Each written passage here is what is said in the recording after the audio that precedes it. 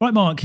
How you doing? Here we go. Another podcast. Yes, absolutely. Another one. But before we get into the swing of things, let's just do a bit of a selfless promotion here. So as you probably are not, if you're not aware, where have you been? But we do have a Patreon page. Please do sign up because basically you get early releases of episodes and you also get a shout out at the end of each episode as well. So yeah, really, really cool. It's only £2.50 and that's for the month. So yeah, please do check it out. Good stuff. Okay, right. So, Mark, in the last previous episode, we said we're going to switch things up a little bit, and that's going to be Yeah. happening sort of a little bit over the next sort of couple of episodes. Going to be introducing some new bits and pieces. So, the first one that we're going to be doing and kicking off with this episode here is our headline comments Yes, section. absolutely. So, photography news from around the world. We're going to throw out a headline and make a few quick comments on some of these. So, Yes. Kicking off, first of all, okay, with Western Digital have announced that it's developing a new record-breaking SD card. Okay, this record-breaking SD card is 8 terabytes. 8 terabytes in an SD card. 8 terabytes in an SD card. Okay, I mean it's impressive. Don't get me wrong; it's definitely impressive. But who the hell needs an 8 terabyte SD card? Well, what's the biggest size of SD card that you've got, Mark, in your arsenal? In my Arsenal, 64 gig. 64 gig.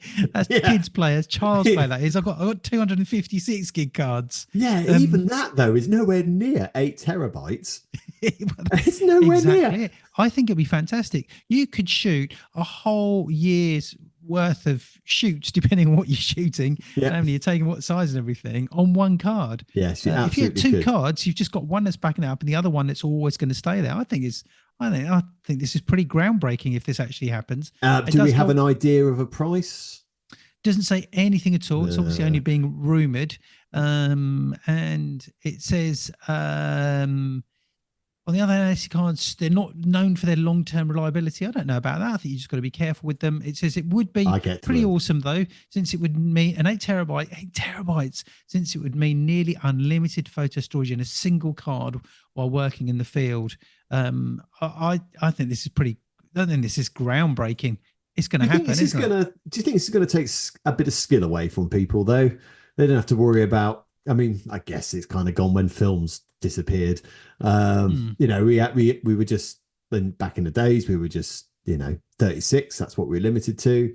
Maybe you had a couple of films, with you. Probably shot over about 2 or 3 films for a wedding back in the days. Hmm. But now, and now we kind of have to worry a little bit about space on the card, not quite the same. And now you just don't have to think about it. Oh, they If this, did actually state in earlier this year that SD cards with 4 terabytes of storage would emerge, but not until 2025. okay, So, and it also goes on to say the 4 terabyte one that it was going to be fast enough to record 8K video.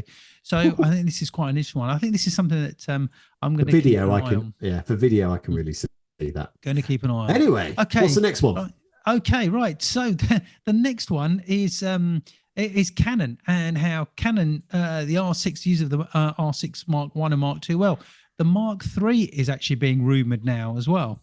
Oh my word! I mean, we were talking about this last episode, weren't we? About the sort of the short, how many models we have and how quickly they get replaced. I mean, I still think the Mark One is a relatively new camera, and it's going to get superseded twice already. What the hell?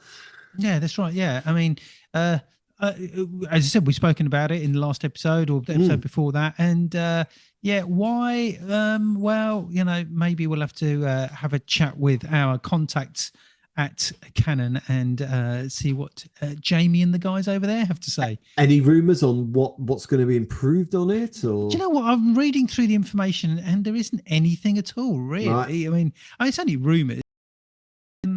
It says it will have a 24 stacked megapixel stacked sensor, very similar to that of the R3, with a 5.69 million Yeah. dot viewfinder, similar to that of the R5, Okay, so viewfinder's going to be improved. 4K, and improved stabilization and autofocus. Crucially, Okay. however, it will not possess any of the in-camera AI upscaling or denoising of the EOS R1 or R5 Mark II. So they're holding those things back. Well, I kind of I get don't that. know. I kind of get that. I think a little bit of nothing there, really. Yeah, I think so too. Well, maybe it'll be a bit more when we hear about more Yeah. about it. When we start getting official news from that. Okay, Exactly. what's Now, so next one we've got is Ryan Imperio has been named the Royal Observatory Greenwich's Astronomy Photographer of the Year for a photograph that captures the progression of Bailey's beads during the 2023 annular eclipse. oh Um, nice. now, Bailey's beads is what you can ask me. What are Bailey's beads? Well, Bailey's Well, I'm a beads bit, are bit, bit afraid to ask, to be honest. well, Bailey's beads, Yeah. well, yeah, are formed when sunlight shines through the valleys and craters of the moon's surface and are only briefly visible when an eclipse is beginning or ending. Yeah. So it says some people say left them captivated and amazed. And Mr. Imperio, who won £10,000 for winning the competition overall, said he never expected to be selected and was both thrilled and honoured with the award. And there were over 3,500 entries from 58 countries. Wow. And yeah, we'll put a link out to that image. Now, there's been a lot of Congratulations. space. Congratulations. There's a lot. Yeah, congratulations. And there's been a lot of space news or space news in the news this week, or with the update of the two astronauts. Yeah. I found myself watching the new Apollo 13 Netflix documentary. Well worth a watch. Okay, check that out, guys.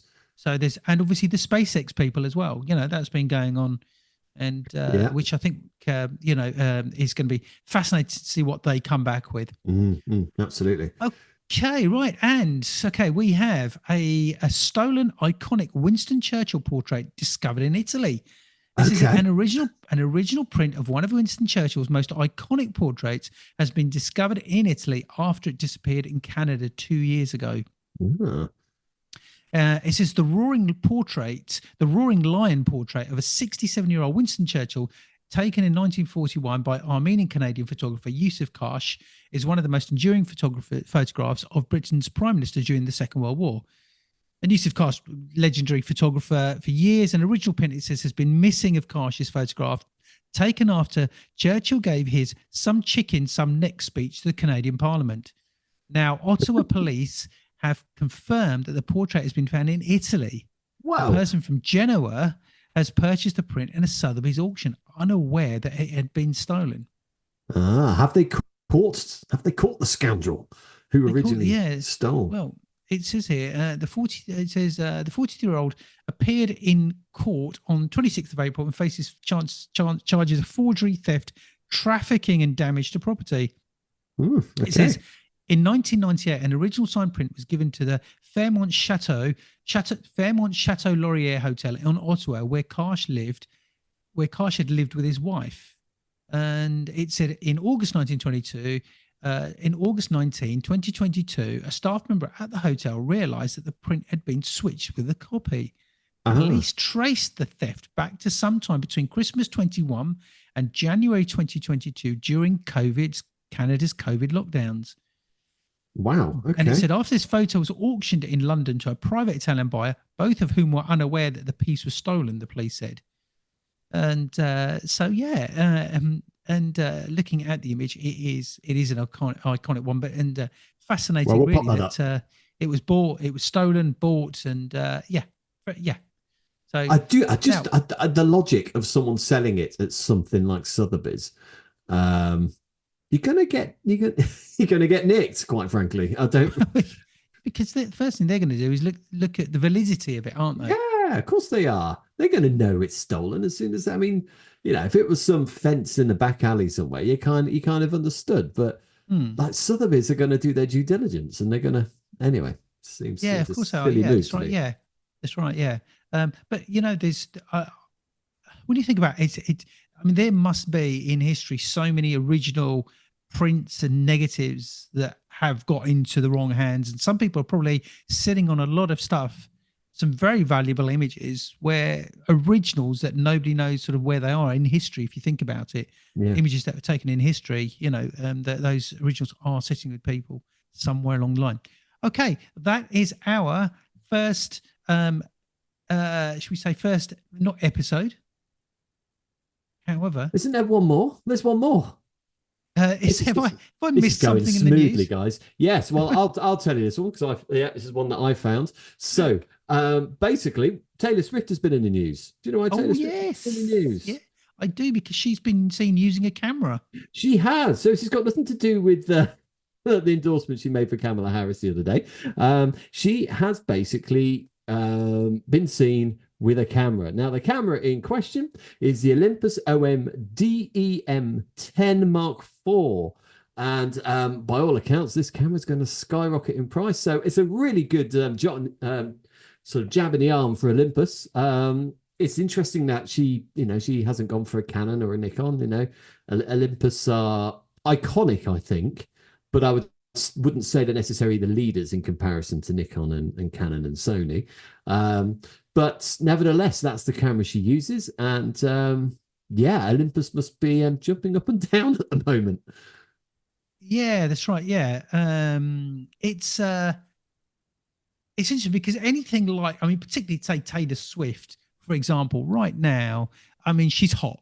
Okay, she's hot news. She is the biggest pop star in the world right now. Yeah, that's right. Okay, so anything that she gets her hands on, anything that she's going to be using, I mean, she's what do you call it on social media?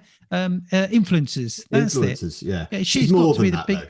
She's of course she is. Yeah. Of course she is. Yeah, but she is an influencer and a half, as they say. Yeah. Right. Interesting. Actually, it says it's a retro style mirrorless camera. And a lot of people are picking up these retro style cameras, like the Fujifilm versions. A lot of people, most people, I think, that are picking them up have got no idea how to actually use them. Well, we like those Nikon ones, don't we? Their range of retro cameras. A lot of people, but honestly, a lot of people, and I know this because I've come across these people. They're buying these cameras because they look cool, but they don't know how to use them. And you do have to have pretty good, you do have to have some knowledge of how to use these cameras before you pick them up. Not only do they look cool, people think, oh, I want to try and go back to the film days without obviously going to film. Yeah. But you do have to know what you're doing. She strikes me as someone who probably would know what she's doing, though, I reckon.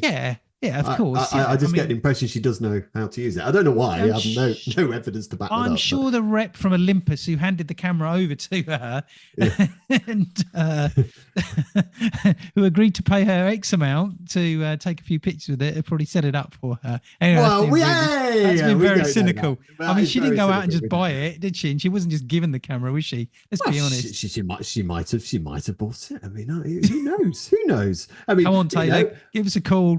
Maybe her parents used an Olympus OM1 back in the days, and maybe she's, you don't know that. Maybe that's why. Maybe that's why. But you know what, Taylor? If you're really interested in photography, right? There's a really good podcast called Come on the Show. Yeah, come on the show, or just give us a little shout out. That's all we need. Thank you very much. I do have to say, looking at it, and when seeing the front shot of the Olympus, the OMD, it's one of their retro cameras. I've got to say, it just doesn't do it for me. I'm only looking at what it looks like here. I'm not talking about you. I'm not talking about the user experience. I'm just purely looking at it on its looks. I don't think it's all that really. Not compared with Fujifilm and Nikon. It's my personal opinion. I've got nothing against Olympus. Well, I don't know. I think it looks quite smooth, personally. Do you?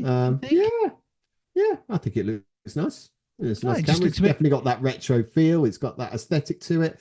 It has, but do you not think it just looks a little bit dull, a little bit boring, maybe? Nah. It just doesn't do it for me. It just doesn't do it for me. No, I don't. Each to their own. I mean, you like your Leicas, don't you? Which I think are crazily expensive. But fair enough. Yeah. I mean, it's what is it? Let's have a look at this. We can have a look at. So there's a 20 million pixel sensor, and it's got 4K video. So it depends which model you look at. I'm looking at 2 Mark IVs that she's got here. Well, they call it an entry. They call it an entry level camera. Yeah, so. But one's all black, and that's what I was looking at. There's another one that's black and silver. Now that one does look nice. I'm looking at the black and silver one. Yeah, right. Oh, okay. So if before any of you go out and rush to buy it, go for the black and silver. Yeah. Anyway, well done, Taylor Swift. That's what we've got to say. Well Excellent done. Stuff. Okay. Good stuff. And there is our first episode of news headlines and quick comments. And it will get better. Trust us. It will get better. That was Well, okay, it was an effort. It was a first effort, Yeah, unrehearsed. So you can yeah. all tell. Okay, we're going to grab a drink and then we're going to crack on.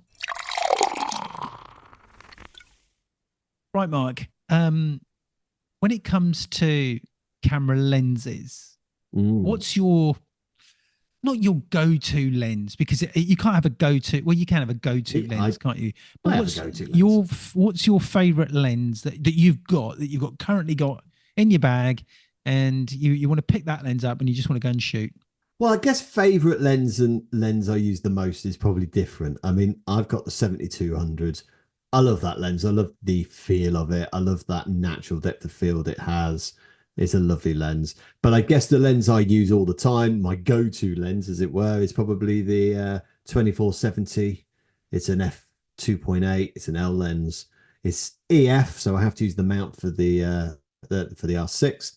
Um, but it's a lovely lens. I think you've got the RF version of it, haven't you? So I have. yeah, brilliant lens. It's a workhorse of a lens. I love it. It has the versatility of the zoom.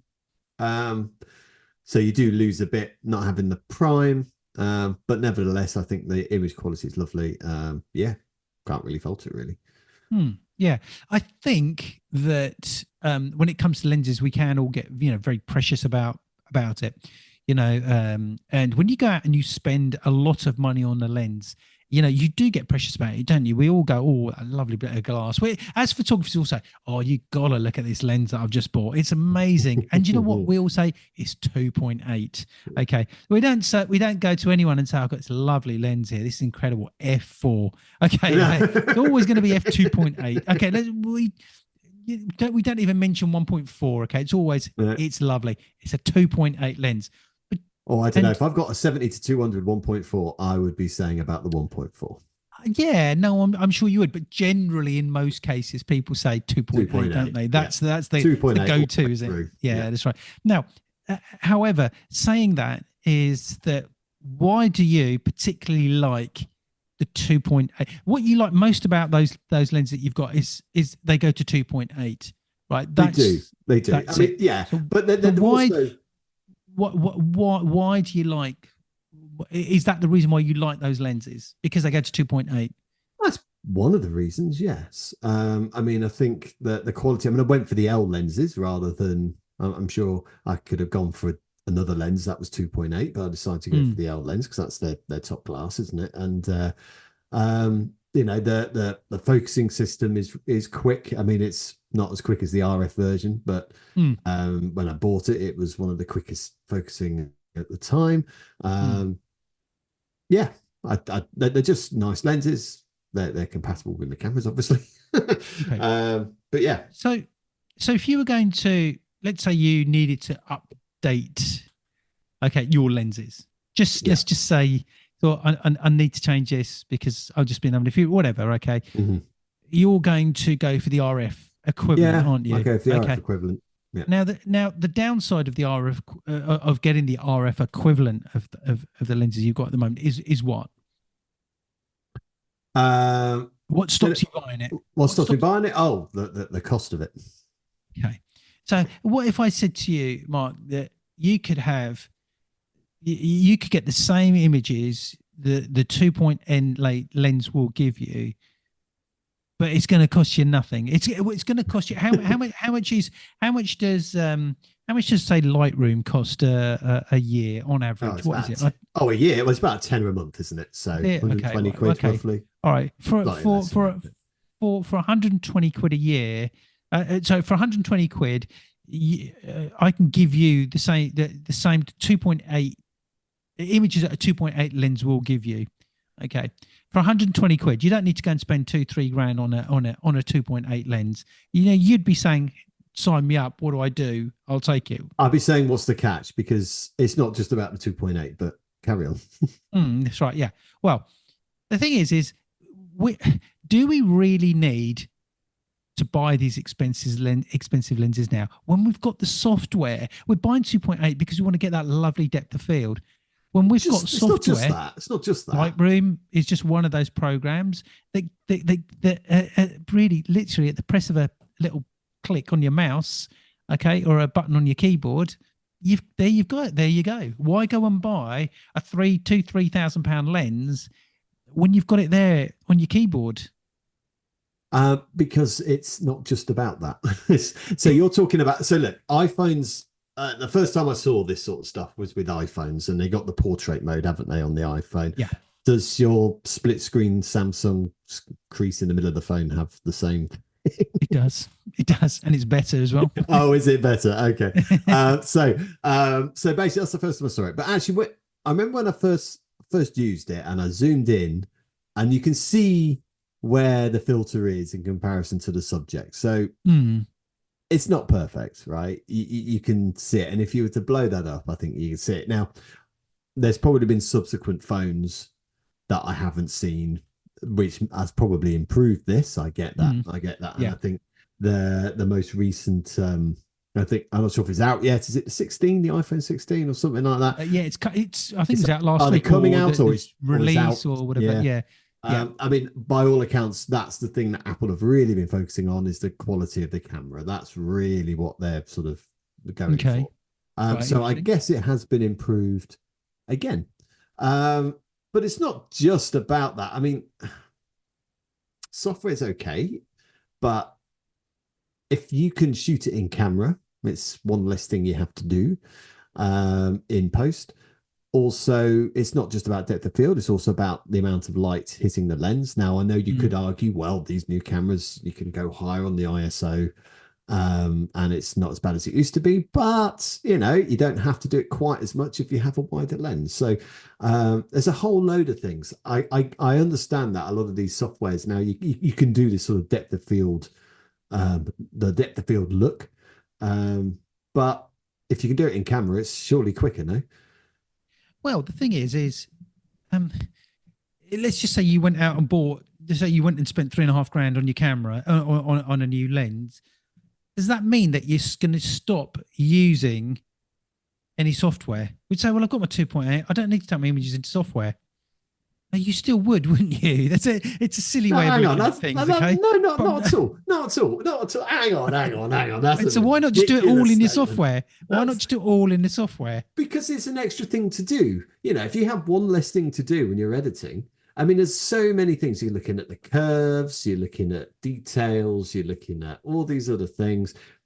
I mean, it's just one extra thing to do. If you've got that in camera and you can do, that's one thing less you have to worry about, and if you're just talking about one photo, it doesn't really matter. But if you're going through like 1,000 pictures, then it does matter. It's that one extra step you don't have to do because you've done it in camera. But like I said, it's not just about the depth of field. It's also about, if you're in a gloomy church, I know you can hire the ISO, but if you can aid that by having a wider lens, then in my opinion, you're going to get a better picture. Well, I'll say better. It's going to be less grainy. So it does depend on what you're after. But generally, if you're shooting a wedding, for example, or if you're shooting something else, a landscape, and it's pretty dark, you might want to not necessarily have a high ISO. You might go for a slow shutter speed, or you might go for a wider lens. And yeah, that's not just about depth of field. Yeah, I do agree with you, and it's it's all said all a bit tongue in cheek, really. Yes, of course. You're right, and I notice it particularly more so when I'm shooting video. So when we go and it's really dark, and you stick on a we've got a 50mm, so it opens up to 1.4, 1.2, I think. The difference that it makes in allowing so much more light to come in and get that quality as well is incredible, really. So yes, I mean, in the long run, no, not just in the long run, whatever, it's definitely, if you can afford to budget for it and buy it, go and buy the lens. Don't rely on the software to do it. It's really easy. And I was playing around with it, I have to be honest. A couple of weeks ago, I was just looking at something, and I hadn't noticed, I think somewhere in Lightroom, I think it was Lightroom, where it did allow you to blur it out and blur the background. I thought, oh, that's pretty cool, and because it was so easy. You had to wait a few seconds for it to really sort of take effect. And I thought, oh, I like that. I didn't use it for anything in the end, but it was some of the stuff some of the stuff in Lightroom, I mean, it's recent, but in it's not recent, but in the context of how long Lightroom's been about, it's recent. With AI and stuff, the amount of things you can do with selecting subjects or selecting the background and all these things that have just gotten so much better recently. Which can do those sort of things, it is really good. I always can tell when it's an artificial blur has been done. But listen, the first time, the reason primarily why I went 2.8, got a 2.8 lens was because of low light conditions. It wasn't because of depth of field. You can get a lovely depth of field f4. You don't have to go 2.8. In fact, with my 70-200, I do like going to f4 because if you're on the 200, that also helps with your depth of field because you're using a longer lens. So it's never really been about that for me because you can get those effects with 5.6 or 4. But low light in a gloomy church. Yeah. And that's where, say if you're shooting a gig or something, and you got those different the tones of the lights, and it goes particularly dark, or anywhere where you're starting shooting low light. Yes, that's where they that's where their game changes actually more so than dropping that depth of field out. But it's quite interesting in the fact that a lot of people would want to achieve these images with that lovely depth of field, and the fact is that you can do it online through software. I'm not going to say it's cheating. It's not cheating. It's just part of what we've got at our disposal.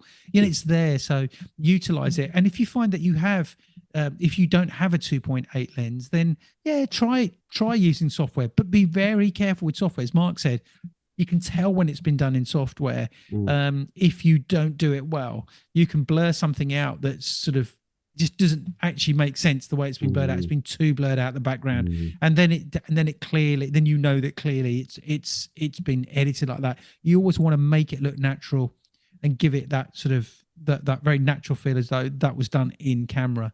You never want anyone to look at your pictures and say, "Oh, that was," you can tell that was done in Lightroom or Photoshop. Yeah. More and more images are becoming like that now, anyway, aren't they? As we know. Well, again, we discussed this. I think it was last week, wasn't it? About how we consume pictures is so different now. With these software, if you're looking at a picture on your phone, you're not going to tell if it's a 2.8 lens that's done that or the software. I mean, we keep talking about this 2.8. It's not about 2.8. It's about low depth of field, or whether it's been used in software or not, and whether it's been used by the lens. So you can't really tell when you're looking at a phone. It's only when you want to print something out, and us as professional photographers have to, or I always think, well, what if my client wants a big 30x20 portrait of what I'm doing? Okay. There's no point in doing a couple of things. So if it's a wedding picture and they love the depth of field and the depth of field's not there, you can't really print out a 30-20 using the software without telling it's looking, in my opinion. Someone might disagree out there, but please write in if you do. So there's that thing. And the other thing is about cropping. So, I try and fill the frame as much as I can if I think this picture like this could be a 30-20 shot, because I don't want to crop in quite so much, because I want to retain as much of the information as possible. I know our cameras now you can crop in a lot more, but I still think going with having as much information as possible is best. That's what us as photographers always have to think about. If you're just shooting on an iPhone, it's for your family and friends, it's just going out, or it's something that you would use and you're just going to see things on your screen, on your phone, iPads or whatever, then it doesn't matter. It doesn't matter as much.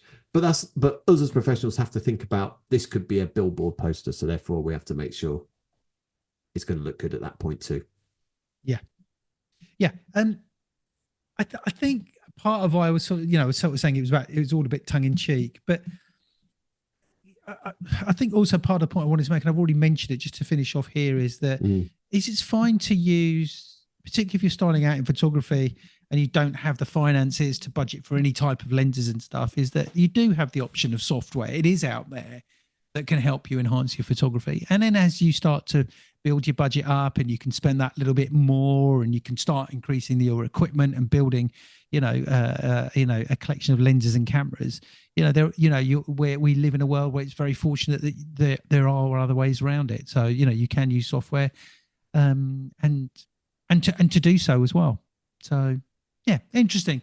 Yeah, absolutely. Right, Mark. Right, we have a few shout outs to do. Yep, I'll leave you to do those. Okay. So, Mr. Frank Case, thank you very much. Rob Percy, Craig Chuck, Amara Zainab, Carl Sherville, Nick Payne. I believe that's everyone.